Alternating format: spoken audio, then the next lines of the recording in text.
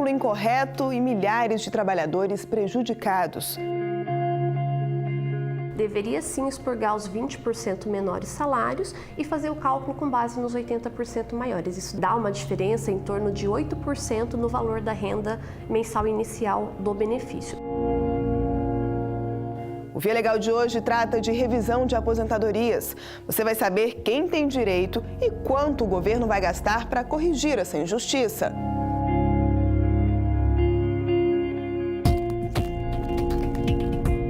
A gente também fala da maratona enfrentada por alguns aprovados em concursos públicos para garantir o direito à posse.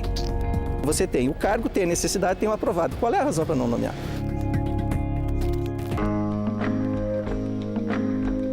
Para começar, tem os detalhes de uma decisão judicial diferente. Além de viabilizar um acerto de contas, a medida ampliou o atendimento médico à população.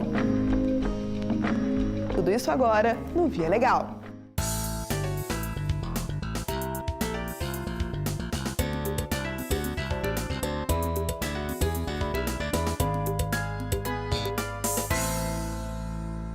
Se a gente somar todos os impostos atrasados que deveriam ter sido pagos ao governo federal, o valor passa de R$1 trilhão.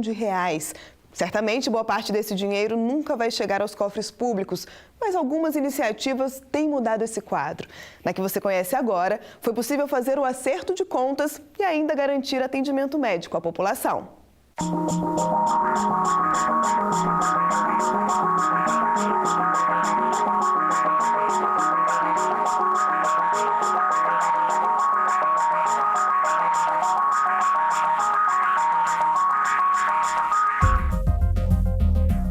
Venho aqui uma vez por mês, quebrei a perna. Eu moro em Nova Santa Rita, nós não temos hospital, dependemos dos hospitais de Canoas. Essa dona de casa também. A diferença é que ela mora em Canoas, na região metropolitana de Porto Alegre. O alento das duas e de outros pacientes está nesse campus. O Hospital Universitário da Ubra tem sido uma boa alternativa de atendimento para milhares de pessoas. Para quem procura atendimento é uma boa opção. É bem tranquilo aqui. O hospital opera em parceria com a rede privada desde 2010. Em 2009, chegou a fechar as portas por causa da crise financeira enfrentada pela instituição de ensino nos últimos anos. Na época, a estimativa era que a Ubra devia R$2 bilhões apenas para o governo federal. O Via Legal mostrou o problema em 2009, quando dezenas de carros de luxo foram leiloados na tentativa de garantir o pagamento de pelo menos parte dos tributos atrasados. No caso do hospital, a retomada dos atendimentos aconteceu aos poucos. A primeira providência foi firmar um convênio com uma rede privada. É um hospital que estava fechado. Quando nós chegamos aqui, tinha 6 leitos funcionando. Eram tantas as dificuldades que há 2 anos, a Prefeitura de Canoas, a Procuradoria da Fazenda Nacional e a Universidade decidiram negociar o repasse do hospital à União como forma de reduzir o valor da dívida. Como os débitos estavam sendo cobrados nos tribunais, a transferência precisou ser autorizada pela Justiça Federal. Foram feitas diversas audiências, foram feitas perícias e um fator determinante, não absolutamente decisivo, mas determinante, foi o ingresso da universidade no PROIES, que é o Programa de Recuperação Fiscal Tributário das Instituições de Ensino Superior. Acho que aqui é uma equação onde todos saíram ganhando. A universidade sai ganhando porque está saldando suas dívidas e, ao mesmo tempo, está mantendo este hospital como um hospital de ensino, que seria realmente algo desastroso ele deixar de ter o seu como papel de ensino. Está ganhando a comunidade, porque nós temos hoje um hospital que não atende só Canoas, atende a região metropolitana e principalmente Porto Alegre. Com a decisão da Justiça Federal, o hospital poderá obter, a partir de agora, recursos do governo federal, da Prefeitura de Canoas e de outros órgãos públicos para melhorias na infraestrutura. A meta é investir nos próximos 5 anos R$30 milhões na ampliação dos serviços prestados à população. Nós temos hoje 423 leitos e nós vamos poder chegar a 550 leitos. Nós podemos ter 10 salas cirúrgicas, vamos duplicar o nosso poder de assistencial na área de cirurgia de alta complexidade, como também nós vamos triplicar os atendimentos ambulatoriais pela anexão do prédio 20, que essa decisão da Justiça com a adjudicação do hospital proporcional.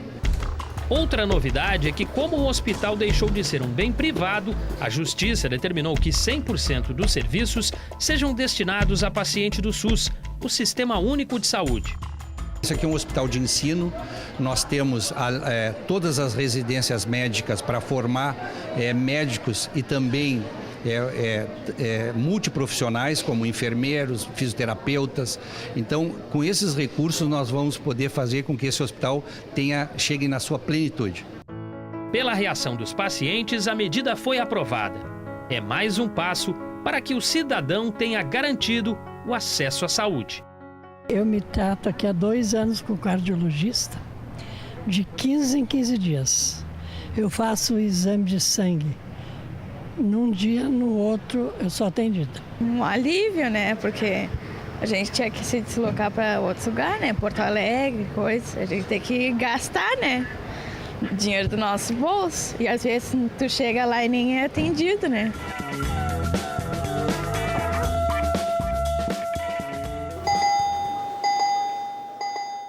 A universidade não se pronunciou sobre a transferência do hospital. Se você quiser saber mais sobre os problemas que envolvem ações de cobrança e o que a Justiça tem feito para enfrentar esse desafio, acesse nossos canais na internet.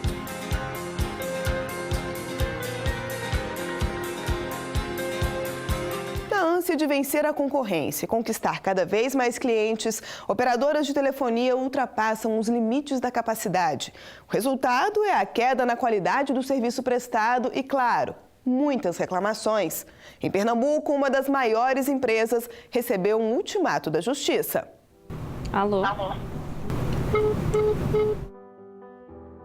É a ligação que não completa. Sua chamada está sendo encaminhada para a caixa de mensagens após o sinal. O telefone que fica sem sinal e cai direto na caixa de mensagens. Não está pegando bem, fica muito fora de área. É falha da TIM mesmo. Aí dá que sinal? Não dá área, fica fora da área de cobertura, a gente sabendo que a pessoa está dentro da área de cobertura. Problemas que se repetem a cada minuto e deixam muita gente irritada. E quando cai no meio da ligação, o sinal cai, você é cobrado de novo quando tentar retornar. É bem complicado, tá muito difícil usar. Quando eu ligo, os créditos vão embora e acaba a ligação. As queixas são de pernambucanos que têm celular da segunda maior operadora de telefonia móvel do país. Com aproximadamente 4 milhões de clientes, a TIM é líder do mercado estadual. Mas boa parte dessas pessoas já descobriu que também nesse caso, quantidade não é sinônimo de qualidade e não é de hoje. Há 2 anos, a operadora é alvo de um processo apresentado pela Associação de Defesa da Cidadania e do Consumidor. A ação foi proposta pela ADECOM porque nós observamos, a partir do ano de 2010, uma péssima prestação de serviço por parte da TIM no estado de Pernambuco. A OAB, de fato, aderiu junto com a ADECOM a essa iniciativa com o intuito de proteger a sociedade no momento que acreditávamos que as nossas estruturas e instituições não estavam fazendo o seu dever de casa. A ação civil pública foi proposta com base na reclamação de dezenas de clientes da operadora. Eles afirmaram que não conseguiam completar uma chamada ou dificilmente chegavam ao fim da conversa. Tivemos audiências públicas, a ADECOM, juntamente com a OAB, os órgãos de defesa do consumidor, como PROCONs, etc. Tivemos reuniões, inclusive algumas na Assembleia Legislativa do Estado de Pernambuco, e ali nós reunimos multidões de consumidores, todos eles insatisfeitos com os serviços mal prestados pela TIM.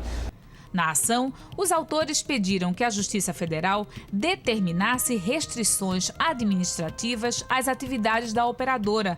A intenção era que a empresa fosse proibida, por exemplo, de captar novos clientes, mas o juiz que analisou o caso entendeu que não cabe ao Poder Judiciário aplicar qualquer punição à empresa de telefonia.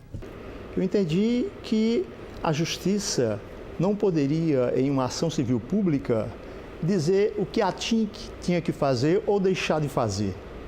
Porque existe uma agência nacional própria para fiscalizar a TIM e para dizer o que a TIM tem que fazer, e se a TIM não fizer, cabe a essa agência aplicar a respectiva punição. A agência a qual o juiz se refere é a Anatel, autarquia do governo federal responsável por regulamentar e fiscalizar o serviço de telefonia no país. Por isso, o magistrado insiste. Não cabe ao judiciário dizer o que uma empresa de telefonia tem que fazer e fiscalizar aquela empresa, porque este não é o papel do judiciário. A meu ver, o ativismo judiciário se exacerba quando se toma qualquer decisão nesse sentido. Mas a OAB e a Associação de Defesa do Consumidor recorreram ao Tribunal Regional Federal da 5ª Região. Desta vez, os desembargadores condenaram a TIM a pagar indenização de R$1 milhão por danos morais coletivos. Além disso, a operadora terá de ampliar a rede, instalando antenas e novos equipamentos. A TIM tem até o final do mês de abril para corrigir as falhas e melhorar o atendimento. Se não atender às determinações, a empresa fica proibida de vender novas linhas de celular e até mesmo receber clientes de outras operadoras que desejam fazer a portabilidade. Se não cumprir as punições, a TIM poderá ser multada e o valor é alto, R$10 mil por cada nova linha vendida ou habilitada antes da ampliação da rede. A empresa se manifestou apenas por essa nota. Afirmou que vai recorrer da decisão e que já está ampliando a rede de telefonia. A intenção é investir R$4 bilhões.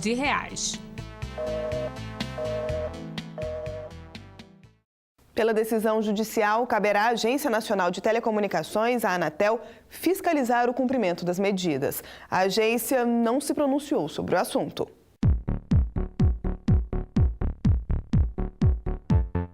E esta não foi a primeira vez que a Justiça Federal condenou a empresa TIM por causa de falhas na prestação de serviços. Em 2011, por exemplo, houve processos em Sergipe, na Paraíba e no Rio Grande do Norte. Com base em estudos da Anatel, os procuradores pediram que a operadora fosse impedida de vender novas assinaturas, habilitar linhas ou aceitar clientes da chamada portabilidade. Isso demonstra a insatisfação não só do consumidor, mas de todo o sistema de defesa do consumidor no Brasil. Foram duas decisões contrárias à empresa.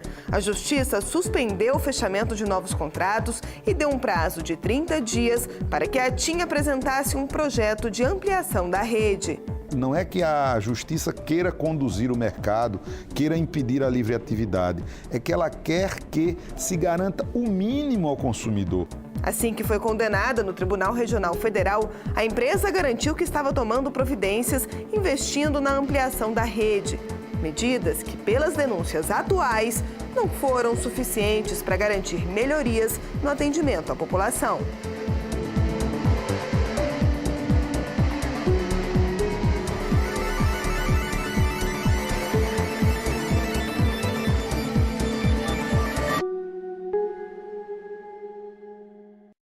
Nos próximos 8 anos, o INSS deve gastar R$6 bilhões para corrigir um erro que causou prejuízos a muita gente.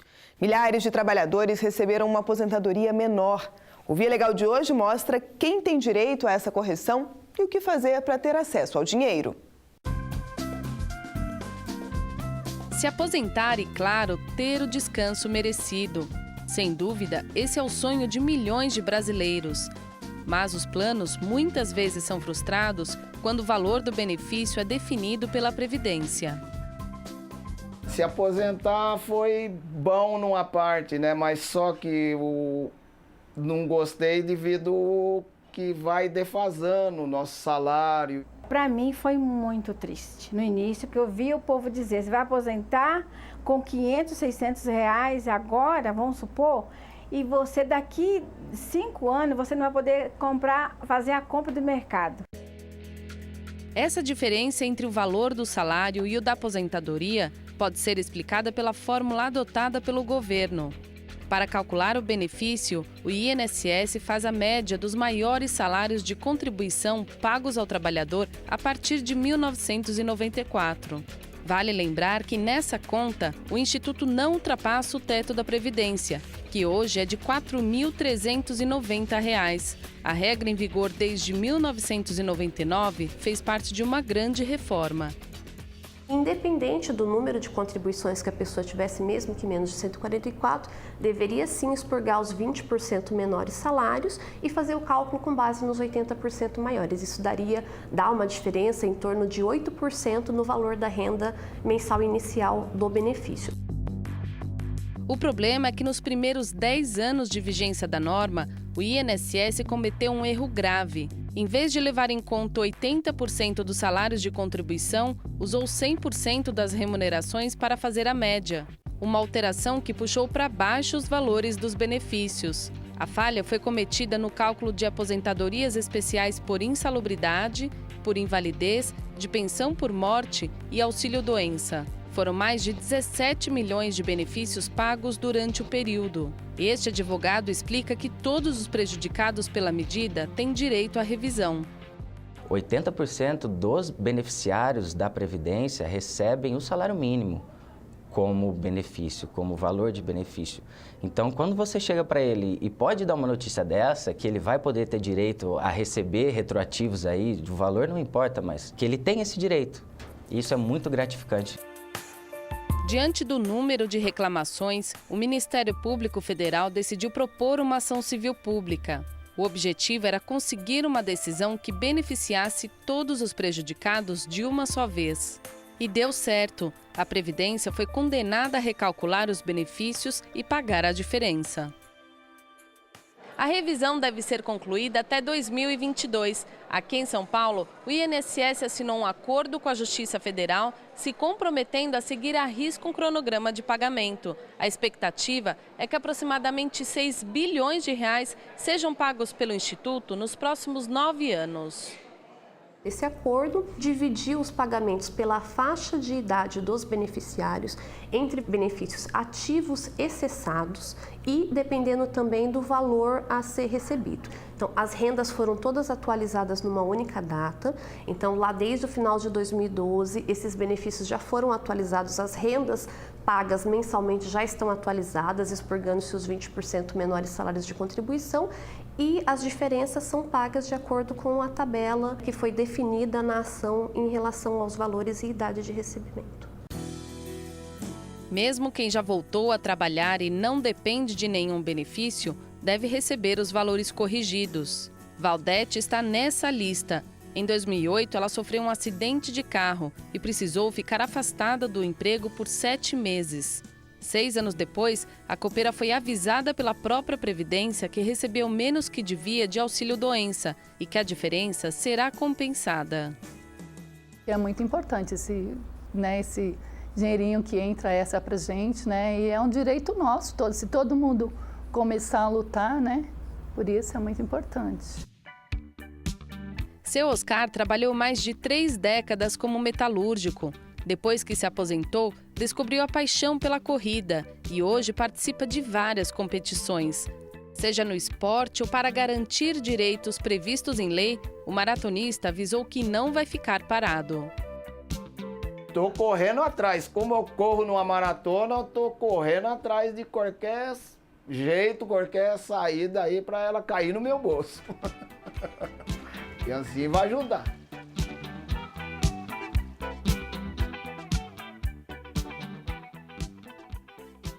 A Previdência já disponibilizou um serviço de consulta à lista de pessoas que serão beneficiadas pela revisão.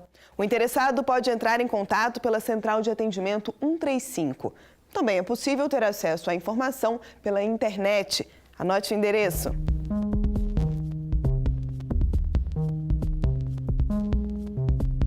Ver o nome na lista de aprovados é o sonho de todo concurseiro. Mas a realidade mostra que esse fato nem sempre significa a garantia de emprego.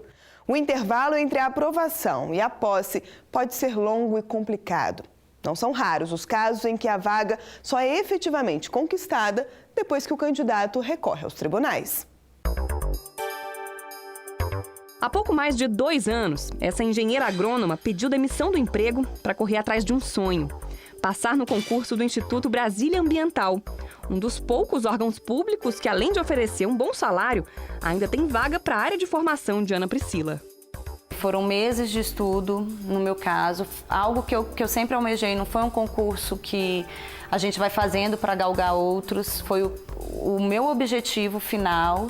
Ela foi classificada no processo seletivo, mas em 30º lugar, e eram apenas 20 vagas. Os 25 primeiros da lista já foram convocados. Mesmo depois de 2 anos de espera, Ana Priscila ainda não perdeu a esperança de ser chamada. O meu trabalho, que eu até brinco, é tentar ser nomeada. Então, hoje em dia, a gente vive trabalhando para conversar com os secretários, com o secretário de Meio Ambiente, com as pessoas que possam dar uma força para a gente ver o que a gente consegue trabalhar e fazer para que a gente consiga ser nomeado, né? Camila também viveu essa frustração. Em 2011, o Via Legal mostrou a indignação da servidora pública que havia passado num dos concursos mais concorridos do país, o da Câmara Federal. Apesar de ter sido aprovada fora do número de vagas, ela sabia que havia postos de trabalho disponíveis. Pelos cálculos do advogado, mais de 100 cargos estavam vagos. Você tem o cargo, tem a necessidade, tem o aprovado. Qual é a razão para não nomear? Na época, Camila e outros 105 aprovados entraram com uma ação na Justiça para conseguir tomar posse.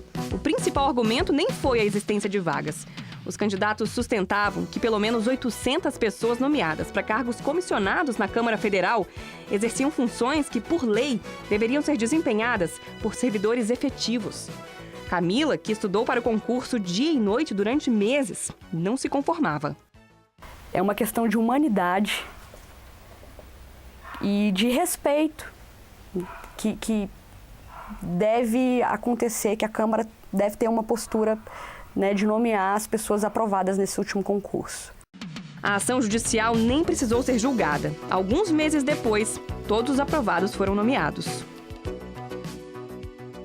E quando o assunto é concurso público, não é difícil encontrar situações ainda mais absurdas.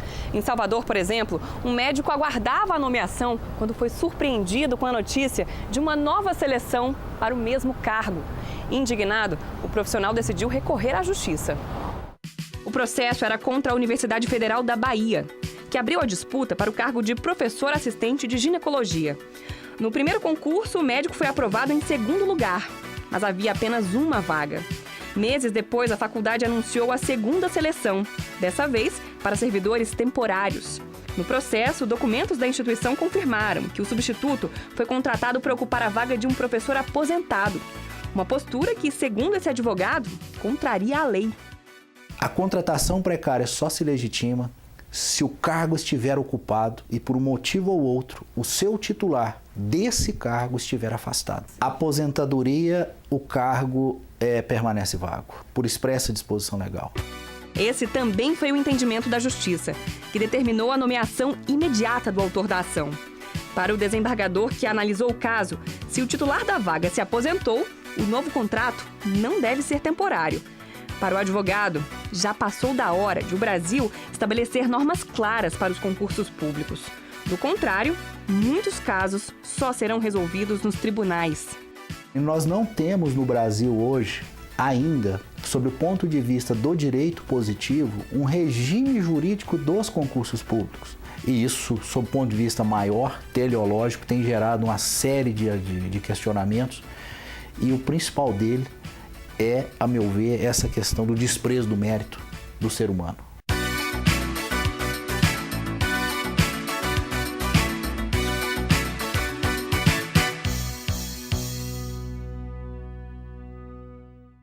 O Via Legal de hoje termina aqui. Na próxima semana tem outras histórias que foram resolvidas na Justiça Federal. Até lá!